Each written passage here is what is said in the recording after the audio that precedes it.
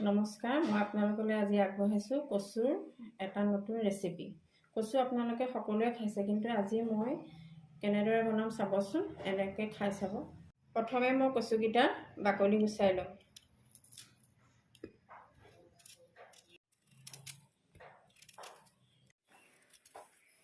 এতিয়া মই কচুকেইটা গোল গোলকৈ কাটি ল'ম।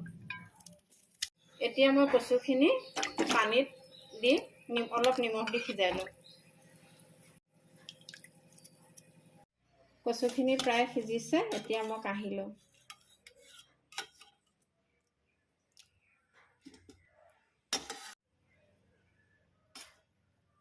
ইয়াত এতিয়া মই অকণমান হালধি গুড়ি,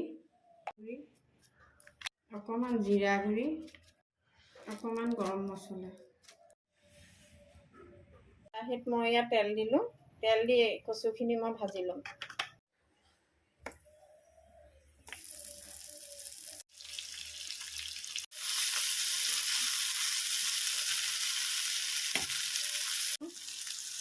কচুখিনি ভজা হৈ গৈছে, এতিয়া মই এইখিনি কাঢ়ি ল'ম।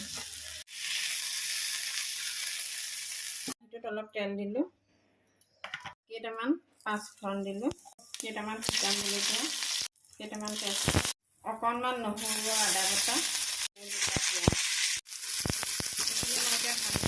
ভাজি ল'ম। আন্দাজমতে নিমখ দিলোঁ, অকণমান হালধি দিলোঁ, এটা ডাঙৰ চাইজৰ বিলাহী দি দিলোঁ। সিজিবৰ কাৰণে অকণমান ঢাকি দিলোঁ। বিলাহীখিনি প্ৰায় হৈ গৈছে। ইয়াত এতিয়া অকণমান পানী দিম। পানী দি কচুখিনি দি দিম।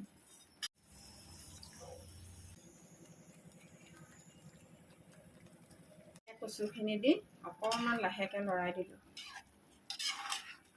ইয়াত অকণমান মছলা দি দিছোঁ,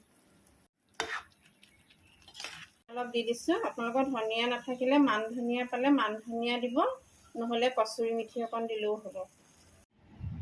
এয়া কচুৰ গ্ৰেভি ৰেডি। আপোনালোকে ভাত বা ৰুটিৰ লগত খাই চাবচোন, বৰ টেষ্টি লাগে।